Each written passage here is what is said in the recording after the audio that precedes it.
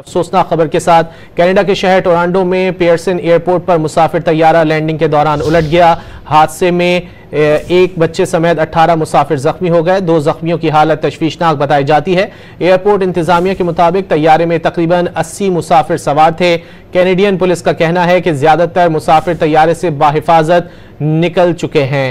Canada के शहर Toronto में पियर्सन एयरपोर्ट पर मुसाफिर तैयारा लैंडिंग के दौरान उलट गया। हादसे में एक बच्चे समेत 18 मुसाफिर जख्मी हो गए। 2 जख्मियों की हालत तशवीशनाक बताई जाती है। अफसोसनाक खबर के साथ कनाडा के शहर टोरंटो में पियर्सन एयरपोर्ट पर मुसाफिर तैयारा लैंडिंग के दौरान उलट गया।